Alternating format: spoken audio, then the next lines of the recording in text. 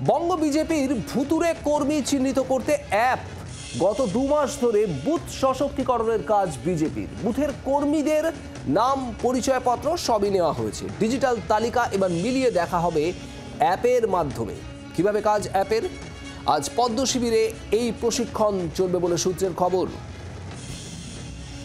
বুথের সমস্ত কর্মী, সেই কর্মীদের নাম, পরিচয়পত্র নেওয়া হয়েছে ইতিমধ্যেই। এবার ডিজিটাল তালিকা মিলিয়ে দেখা হবে অ্যাপের মাধ্যমে। বুথ সশক্তিকরণের লক্ষ্য বিজেপির। রাজ্যের প্রায় 80,000 বুথ, সেই সমস্ত বুথে বুথ কর্মীদের শনাক্তকরণ এবং তাদের রীতিমতো সক্রিয় করতেই বিজেপির এই নয়া অ্যাপ। আর সেই সঙ্গেই বঙ্গ বিজেপির ভুতুরে কর্মী চিহ্নিত করতে হবে। গত 2 মাস ধরে বুথ সশক্তিকরণের কাজ করেছে বিজেপি। মৌমিতা চক্রবর্তী আমাদের প্রতিনিধি রয়েছেন আমাদের সঙ্গে। মৌমিতা, এবার বুথ সশক্তিকরণের জন্য নয়া অ্যাপ বিজেপির, ঠিক কি পরিকল্পনা?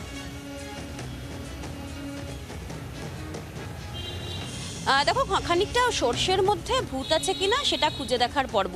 যেখানে একদিকে বঙ্গ বিজেপিকে এটা প্রমাণ দিতে হচ্ছে যে তারা যে 17 লক্ষেরও কাছাকাছি ভুয়ো ভোটারদের অভিযোগ করছেন এবং বাঙালির বিভিন্ন সীমায় অনুপ্রবেশের যে অভিযোগ করছেন, সেই জায়গায় দাঁড়িয়ে 17 লক্ষ ভোটার সত্যি সত্যি বাংলা বা এই রাজ্যে প্রবেশ করেছে কিনা সেই বিষয়টা তারা বলছেন। সেই জায়গায় দাঁড়িয়ে এবার বিজেপিকে নিজেদের ভুয়ো কর্মী, সেই কর্মী আছে কিনা তাও কিন্তু তাদের ঠিক করতে হচ্ছে। এবং সেই জায়গায় দাঁড়িয়ে যাতে 26-এর আগে কোনো ধরনের স্পাইং বা অন্য দলের কোনো এজেন্ট বিজেপির নিজেদের শিবিরে না থাকে, সেই বিষয়টাই সুনিশ্চিত করতে চাইছে বিজেপি। এক, দ্বিতীয়ত বিজেপি চাইছে যে তাদের যারা বুথ লেভেলের কার্যকর্তা তারা ডেলি কি কাজ করছেন, ফাঁকি দিচ্ছেন কিনা কোট আনকোট, সেটাও মিলিয়ে দেখতে।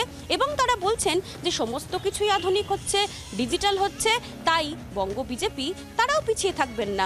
সূত্রের খবর, আজকে থেকে বিভিন্ন জায়গায় ডিসেন্ট্রালাইজড ওয়েতে এই বিষয়ে যে ট্রেনিং, যে প্রশিক্ষণ, সেই প্রশিক্ষণ শুরু হচ্ছে। ধন্যবাদ মৌমিতা। আর এ নিয়েই বিজেপি নেতা জগন্নাথ চট্টোপাধ্যায় কি বলছেন শোনাবো। 2003 সালে যেভাবে নিবিড় ভোটার তালিকা সংশোধন হয়েছে, সে সময় তো আধারও ছিল না। আধার ইন্ট্রোডিউস হয়েছে 2009 সালে।